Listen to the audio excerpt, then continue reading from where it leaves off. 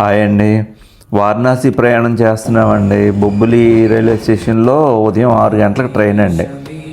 కానీ ఆ రోజు ట్రైన్ బాగానే టైంకి వచ్చేసింది. కానీ కాశీ వెళ్ళేసరికి వాతావరణం కొంచెం అనుకూలించక 9:10కి చేరవలసింది 11 అయిపోయింది. అయినా అక్కడ నుంచి ఆటో వాళ్ళు బాగానే రీజనబుల్గా తీసుకున్నారు డబ్బులు. అక్కడ రూమ్స్ తీసుకెళ్ళడానికి కూడా బాగానే ఛార్జ్ చేశారు. రూమ్స్కి వెళ్ళాము. అక్కడ శ్రీ రామతారక తెలుగు ఆశ్రమం ఉంది. ఆ రూమ్ వాళ్ళు కూడా బాగానే ఉంది. అక్కడ రూమ్ కూడా నీట్గా బాగానే ఉన్నాయి. ఒక్కొక్క రూమ్కి 150 రూపాయల వరకు తీసుకున్నారు, ఛార్జ్ చేశారు. అక్కడ రూమ్లు తీసుకున్న వాళ్ళందరికీ కూడా భోజనాలు సదుపాయాలు బాగానే ఉన్నాయండి. వేడి నీళ్ళు, భోజనాలు అన్నీ బాగానే ఉన్నాయి. అక్కడ మాతో పాటు సాధువులకు కూడా భోజనాలు అవి అరేంజ్ చేశారు, బాగానే ఉంది. అక్కడి నుంచి గంగా నది తీరంలో పెద్దలకి పెడతారు కదా, పితృదేవతలకి, అక్కడికి వెళ్ళాము. అక్కడికి వెళ్ళిన తర్వాత 30 నిమిషాల వరకు పూజలే చేయించారు పంతులు గారు. ఒక్కొక్కరికి 800 రూపాయలు ఛార్జ్ చేశారు. బాగానే ఉంది, రీజనబుల్గా ఉంది. అక్కడ నుంచి గంగా నది స్నానం చేసి దీపాలు అది వదిలాము. వెళ్ళడానికి ఒక్కొక్కరికి 100 రూపాయలు బోట్ వాళ్ళు తీసుకున్నారు. అక్కడ కొంత టైం ప్రశాంతంగా గడిపాము. అక్కడ బోట్లో వారణాసి ఘాట్లన్నీ చూసాము. ఎక్స్పీరియన్స్ చాలా బాగుంది. హరిశ్చంద్ర ఘాటు, మణికర్ణిక ఘాటు చాలా పవిత్రమైనవి. అక్కడ దహనం అయిన వారికి మోక్షం వస్తుందని కూడా పెద్దవాళ్ళ నమ్మకం అండి. రోజుకి సుమారు 350 వరకు దహనాలు జరుగుతాయంటండి అక్కడ.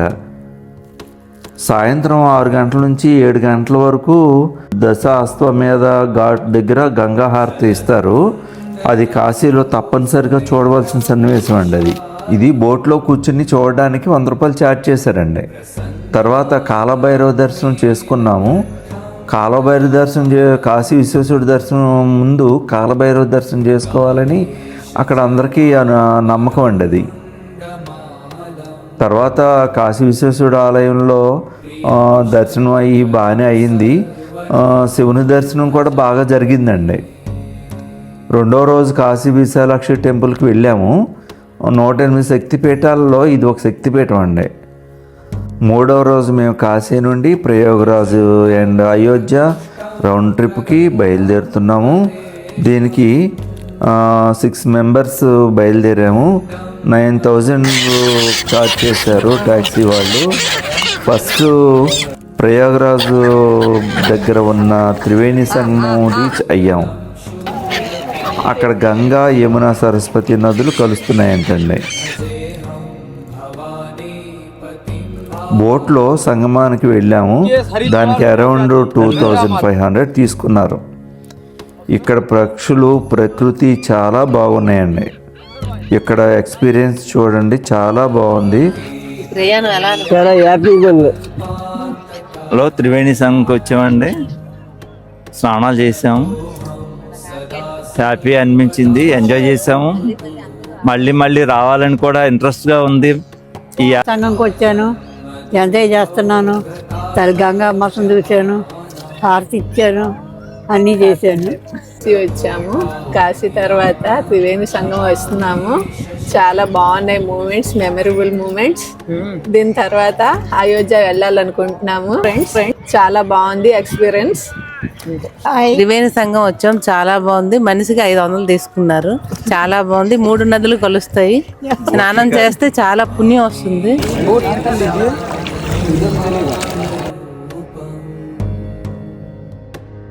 జై జై జై జై జై.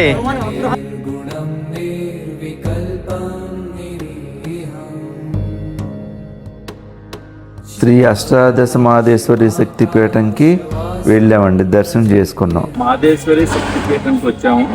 18 శక్తిపీఠాలలో ఇదొక శక్తిపీఠం. ఆ తర్వాత అయోధ్య శ్రీరామ జన్మభూమికి కూడా వెళ్ళామండి. శ్రీరామ జన్మభూమి దర్శనం చేసుకున్నప్పుడు మనసు ప్రశాంతంగా ఉంది.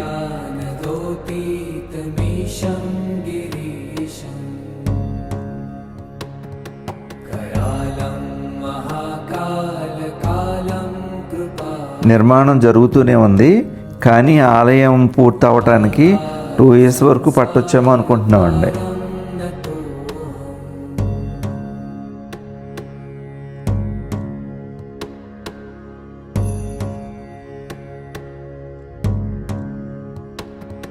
तुषारात्रिसङ्काशगौरं गभीरम् मनोभूतकोटिप्रभाश्रीशरीरम् మొత్తానికి మా ఫ్యామిలీ మెంబర్స్తో చేసిన ఈ జర్నీ నిజంగా జీవితంలో ఒక్కసారైనా ప్రతి ఒక్కరూ చేయవలసిన జర్నీ అండి.